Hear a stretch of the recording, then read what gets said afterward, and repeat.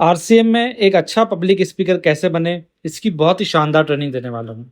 मैं आपको बता देता हूँ दोस्तों कि चाहे आरसीएम हो या चाहे कोई भी फील्ड हो, यदि आप अच्छी पब्लिक स्पीकिंग कर पाए तो वो फील्ड आपका हो सकता है। क्योंकि पब्लिक स्पीकिंग हर जगह काम आती है आजकल। तो पब्लिक स्पीकिंग कैसे करें उसके लिए मैं 12 पॉइंट आपको बताने वाला हूँ।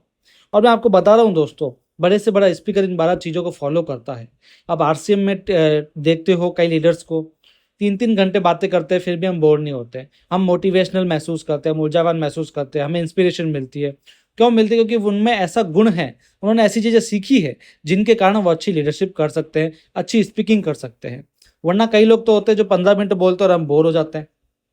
लेकिन स्टेज को अपना कैसे करना है, माइक को अपना कैसे करना है, चाहे 10 लोग हो, चाहे 50 लोग हो, चाहे 1000 लोग हो, चाहे 10,000 लोग हो, चाहे पूरे स्टेडियम के सामने हमें बोलना हो, सब हम कर सकते हैं यदि हम इन 12 पॉइंट्स को सीख गए तो, और इनकी लगातार प्रैक्टिस करी तो। आइए आज कुछ नया सीखते हैं, कुछ धमाकेदार सीखते हैं, कुछ मज़ेदार सीखते हैं। अपने ऑडियंस को जानें। अपनी ऑडियंस जो है, भाई मान लो आपकी ऑडियंस है 21-22 साल की एज के हैं, लेकिन आप वहाँ बुजुर्गों जैसी बातें कर रहे हो तो दिक्कत हो जाएगी, है ना? वो रिलेट नहीं कर पाएंगे। इसलिए आपको पहले से ही पता होना चाहिए आपकी ऑडियंस किस एज ग्रुप की है, उनका रेवेन्यू कितना होता है एवरेज, वो मेल या फीमेल है, या फिर वो कहाँ रहते हैं, आप कहाँ पर आए हुए हो, ये भी देखना पड़ेगा ना। भाई मान लो आप गुजरात में आए हुए हो, आप मराठी बोल रहे हो तो कैसे चलेगा? आप राजस्थानी बोल रहे हो, आप पंजाब में आए हुए हो तो कैसे चलेगा? तो आपके वहाँ की भाषा समझनी पड़ेगी, वहाँ लोग कैसी भाषा बोलते हैं, आपको वहाँ का एज ग्रुप वगैरह देखना पड़ेगा, तो मज़ा आएगा ना काम करने का। वरना दिक्कत हो जाएगी, लोग आपसे रिलेट नहीं कर पाएंगे। सबसे मेन होता है पब्लिक स्पीकिंग का पहला रूल ये होता है कि आप जब स्पीकर हो तो आप अपने ऑडियंस से रिलेट कर पाओ। इसलिए तो आज बड़े बड़े कॉमेडियन भी जब कॉमेडी करते हैं ना, टीवी पर आप देखते होंगे, तब उनसे हम रिलेट करते हैं क्योंकि वो ऐसी स्टोरी बताते हैं, हमको इस तरीके से बताते हैं कि हम उनसे रिलेट कर पाएँ। इससे रिलेट करना बहुत ही इंपॉर्टेंट है, ठीक है? तो पहली जो चीज़ ये हुई, अपनी ऑडियंस को आपको जानना पड़ेगा। सबसे पहले आपको तैयारी करनी पड़ेगी कि आपकी ऑडियंस कैसी है, वो कैसी जानकारी लेती है, कैसी जानकारी उन्हें अच्छी लगती है ना? तो प्रिपरेशन में आपकी सबसे पहले यही चीज़ होगी, आपकी ऑडियंस क्या है, आपको स्पीकिंग करने से पहले पता होनी चाहिए। उसके बाद सेकंड नंबर है आई कॉन्टैक्ट बनाएँ। देखो, आप 10 लोगों के सामने बोल रहे हो तो आई कॉन्टैक्ट आसानी से बना सकते हो, 50 लोगों के सामने भी बना सकते हो, लगभग 100 के साथ भी बना सकते हो। जब बड़ी मीटिंग होती है, कोई स्पीकिंग जहाँ पर ज़्यादा करनी पड़ रही हो, ज़्यादा लोग हो, वहाँ पर आपको एक-एक सेक्शन के ऊपर नज़र रखनी पड़ती है। मान लो 3 साइड में लोग बैठे हैं, तो सबसे पहले एक साइड में देखो, आराम से 15-20 मिनट बातें करो और एक-एक के नज़रों में नज़रें मिलाओ आप, ठीक है? उसके बाद में दूसरे सेक्शन पर जाओ, वहाँ लोगों से नज़रें मिलाओ, तीसरे सेक्शन में जाओ, नज़रें मिलाओ। यानी आई कॉन्टैक्ट होना ज़रूरी है। आप हवा में बातें नहीं कर सकते हो, ऐसे आप रिलेट नहीं कर पाओगे, लोग बोर हो जाएँगे।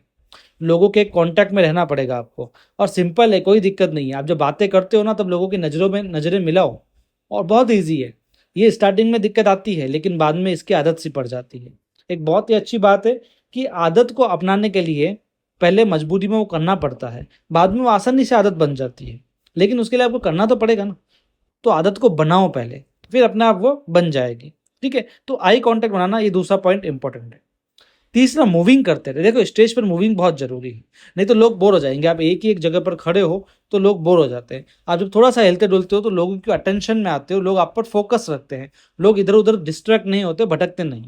अपने हाथों की मूवमेंट करो, अपने पैरों की करो, आप थोड़ा चलो, आप थोड़ा ऑडियंस के अंदर जाओ, है ना? ऊपर, नीचे, दाएँ-बाएँ सब जगह आप घूमो, तब जाकर के आप ऑडियंस से इंटरेक्ट कर पाओगे। ज़्यादा भी नहीं घूमना है, ज़्यादा घूमोगे तो और ज़्यादा लोग डिस्ट्रैक्ट हो जाएँगे, ज़बरदस्ती नाचना नहीं है ना? लेकिन अपने आप को एनर्जाइज़ महसूस करवाओ, एक ही जगह खड़े रहोगे तो वो स्पीच कहलाएगी, स्पीकिंग नहीं कहलाएगी। स्पीच और स्पीकिंग में फ़र्क है। आज स्पीच होती है बस एक माइक के आगे खड़े होके बोल देना, उससे मज़ा नहीं आता। आजकल स्पीकिंग चाहिए भारी वाली। आप मूविंग करते-करते लोगों को कुछ ना कुछ बताओ, तब मज़ा आता है स्पीकिंग करने का, और लोगों को भी, आपकी जो ऑडियंस है उनको भी इसी तरीके से मज़ा आएगा, ठीक है? वो लोग बोर नहीं होंगे। चौथा मेन इंपॉर्टेंट पॉइंट है, सबसे इंपॉर्टेंट, पावरफुल ओपनिंग। जैसे स्टेज पर आए, एक ऐसी ओपनिंग करो, एक ऐसी लाइन बोलो, कोई चुटकुला बोल दो या कोई ऐसा फैक्ट बोल दो कि लोग आपसे आकर्षित हो जाए। क्योंकि लोग है ना, 3 से 4 मिनट में समझ जाते हैं कि आगे 2 घंटे इसकी बात सुननी है कि नहीं सुननी है। मैं पहले आरसीएम की मीटिंग में जाता था, तो मैं जैसे ही लीडर आता था, 3-4 मिनट मुझे बोर किया तो मैं मीटिंग से चला जाता था। लेकिन 3-4 मिनट में मुझे कुछ समझ में आ गया तो मान लो मैं वो मीटिंग को पूरा देखता था। इससे स्पीकर की पहचान हो जाती है। 3-4 मिनट में आप कुछ ऐसी बातें बोल दो जैसे लोगों को समझ में आ जाए। जैसे सोशल मीडिया की बात करनी है, तो सबसे पहले एक फैक्ट बता दो कि आप जानते हैं फेसबुक पर कितने लोग हैं? आज इतने सारे लोग फेसबुक पर हैं। मतलब इस तरीके से फैक्ट बताना स्टार्ट करो।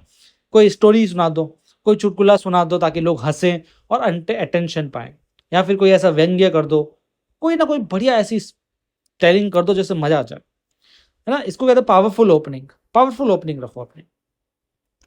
5वां पॉइंट, पूर्वाभ्यास करें, रिहर्सल सबसे इंपॉर्टेंट है दोस्तों। आप कोई भी मीटिंग में जा रहे हो, आप स्पीकिंग करने वाले हो, आप कहीं भाषण देने वाले हो, कई लोगों से इंटरेक्ट करने वाले हो, कोई शो होस्ट करने वाले हो, है ना, कोई प्रोग्राम होस्ट करने वाले हो, उसके लिए आपकी सबसे इंपॉर्टेंट है रिहर्सल। जितनी ज़्यादा रिहर्सल होगी उतना अच्छा आपका शो होगा। शो यानी जो आपका मेन काम है। देखो दोस्तों, सबसे इंपॉर्टेंट है कि पूर्वाभ्यास करना ज़रूरी है। पूर्वाभ्यास कभी ख़त्म नहीं होता। आप सोचते हो कि मैंने रिहर्सल कर ली, नहीं, रिहर्सल कभी ख़त्म होती नहीं है। जितनी करो उतनी कम है। 10 बार करो 10 बार कम है। आप कोई चीज़ को 10 बार दोहराओगे, फिर 11 बार वापस करोगे, तो आपको पता लगेगा कि 10वीं बार से और ज़्यादा इम्प्रूवमेंट हुआ है। यानी ये इम्प्रूवमेंट होती जाती है, कभी ख़त्म नहीं होती है। इसलिए कभी भी रिहर्सल को ना छोड़ें, रिहर्सल करते रहें। इसके बाद में शानदार क्लोजिंग, जो याद रहे, मेमोरेबल क्लोजिंग करो। देखो, ओपनिंग में क्या होता है, आपको ये बताना है कि आज हम क्या बताने वाले हैं। फिर आप वो बताते हो जो आप बताने वाले हो, और क्लोजिंग में वो बताना है जो आपने बता दिया है। यानी आप रिकैप कराओ ताकि लोगों को याद रहे। ऐसा नहीं कि आपने कुछ बोला, लोगों ने वापस भूल गए वो सबको, नहीं। जो आपने बोला लास्ट में एक बार वापस से उनको याद दिला दो, मैंने ऐसा ऐसा कहा है, और कुछ ऐसा इम्पैक्ट फैलाओ ताकि लोग हाथों हाथ कुछ उस पर एक्शन करें। भाई एक मोटिवेशनल ट्रेनिंग होती है ना, तो उसमें ऐसा कुछ लास्ट में करो लोग एक्शन करने को तत्पर रहें। ऐसा नहीं घर जाके सब भूल जाए, नहीं, घर जाके उनके अंदर एनर्जी रहे और वो कुछ एक्शन लें, तब जाके वो आपकी अच्छी स्पीकिंग कहलाएगी, आपने सच में उसके अंदर कुछ भरा है। देखो, सिर्फ नाम मात्र का स्पीकिंग नहीं करनी है, सिर्फ कॉमेडी नहीं करनी है, कुछ ऐसी छाप छोड़नी है ताकि लोग सच में इंस्पायर हों आपसे। उसको कहते हैं पब्लिक स्पीकिंग, स्टेज पर बोलना। ठीक है, तो ओपनिंग जरूरी है और क्लोजिंग भी जरूरी है। 7th पॉइंट, ज्ञान और विशेषज्ञता, नॉलेज एंड स्पेशलिटी। देखो, आप जो भी टॉपिक के बारे में बोलने वाले हो, उसके ऊपर आपकी पकड़ होनी चाहिए, उसके ऊपर आपकी नॉलेज होनी चाहिए, उसके ऊपर आपकी स्पेशलिटी होनी चाहिए, तब जाकर आप उसके ऊपर बोल पाओगे। क्योंकि होता ऐसा है ना, आप कोई रट रटा के चीज़ चले जाओगे, आपको उसका ज्ञान नहीं है, आगे से कोई क्रॉस क्वेश्चन आ गया तो आप फंस जाओगे। मान लो परिस्थिति ऐसी नहीं हुई कि आप अपनी स्क्रिप्ट के अनुसार नहीं बोल पाए, तो आप कैसे इम्प्रोवाइज़ करोगे? इसलिए ज़रूरी है कि आपको उस चीज़ का नॉलेज हो ताकि आप कभी भी अटके नहीं किसी भी बात में। ज़रूरी नहीं है कि उस चीज़ की ऑथेंसिटी हो, बट ज़रूरी नहीं कि आप उसमें पीएचडी किए हुए हो, लेकिन कम से कम इतनी अच्छी नॉलेज हो कि आप उस पर पूरा का पूरा डीपली बोल पाएँ, तो मज़ा आता है। वरना खोरी-खोरी करने की बात नहीं है यहाँ पर। कोरी-कोरी चीज़ नहीं करनी है, सच में उस चीज़ का ज्ञान होना चाहिए, तब आप बोलोगे तो लोग आपकी सुनेंगे। 8वां मेन पॉइंट है, कुछ ज़्यादा दें, वाओ द ऑडियंस इंग्लिश में बोले तो। यानी अपनी ऑडियंस को कुछ ज़्यादा दो, कुछ ऐसा दो ताकि वो आपसे अभिभूत हो जाए। सिर्फ जिसके लिए वो आए हैं, वो आपने उसको बता दिया, तो हो सकता है वो अगली बार आपके पास ना आए। आपको कुछ एक्स्ट्रा देना पड़ेगा। आज हमारे चैनल पर लोग क्यों आते हैं ज़्यादातर यूट्यूब पे? क्योंकि हम कुछ एक्स्ट्रा देने की कोशिश करते हैं। केवल आरसीए में नहीं, हम और भी चीज़ें बताते हैं, हेल्थ के बारे में बताते हैं, मोटिवेशनल देते हैं, और भी ऐसी ऐसी चीज़ें बताते हैं जो आपको कोई नहीं देता। यानी हम कुछ ज़्यादा देते हैं, तो कुछ ज़्यादा दोगे ऑडियंस को, तो वो भी अपना आइडियल मानेगी और अगली बार आपको सुनेगी और अच्छे से सुनेगी। तो हमेशा ध्यान रखें, कुछ एक्स्ट्रा देने की कोशिश करें।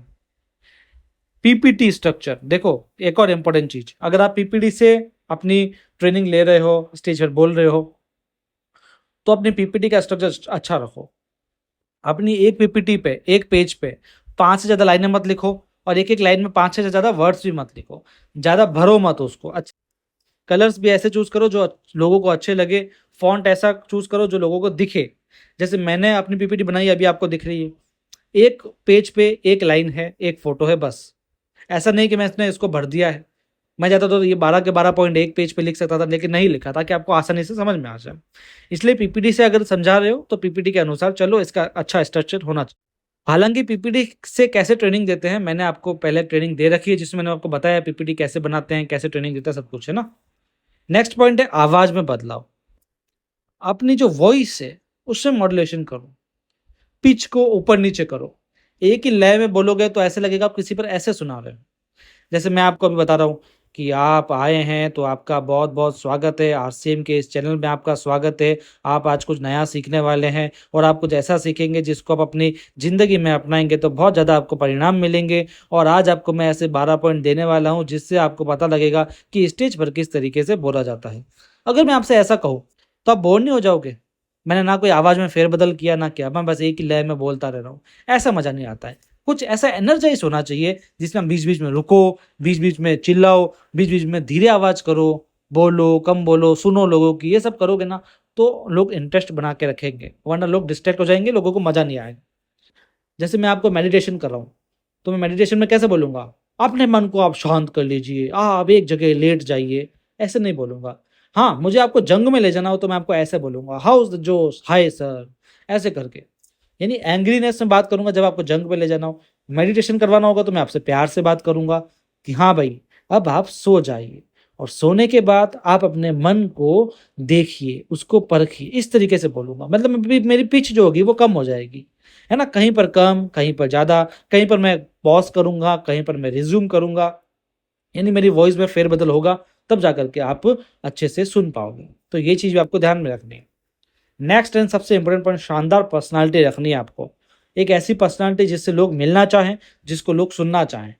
भई आप स्टेज पर जा रहे हो, आपकी ड्रेसिंग कोड अच्छा होना चाहिए, आपके जो वर्ड्स है, आपकी जो वोकैब्युलरी है, वो अच्छी होनी चाहिए। आप एकदम फ़ोल लैंग्वेज यूज़ ना करें, इसका भी आप ध्यान रखें।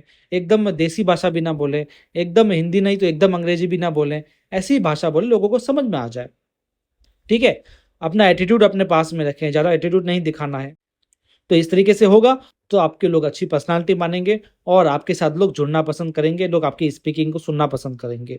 तो ये थे आज के हमारे 12 पॉइंट। आप जाइए, इन 12 पॉइंट को अपनाइए, इनकी प्रैक्टिस कीजिए और स्टेज को अपना बना लीजिए, माइक को अपना बना लीजिए। आपको दुनिया की कोई ताकत नहीं रोक सकती स्टेज को अपना बनाने से, यदि आपने 12 पॉइंट पर काम कर लिया तो। हम मिलते हैं अपने अगले वीडियो में। यदि आपने अभी तक चैनल को सब्सक्राइब नहीं किया तो कर लीजिए। आज का वीडियो कैसा लगा आप कमेंट में ज़रूर बताइएगा, अपनी टीम में शेयर कीजिएगा। जो नए लोग आपके साथ में जुड़ते हैं उनको ये चीज़ ज़रूर बताइएगा और इनकी प्रैक्टिस करते रहिएगा। मिलेंगे अगले वीडियो में, तब तक के लिए आपका धन्यवाद। Thank you very much.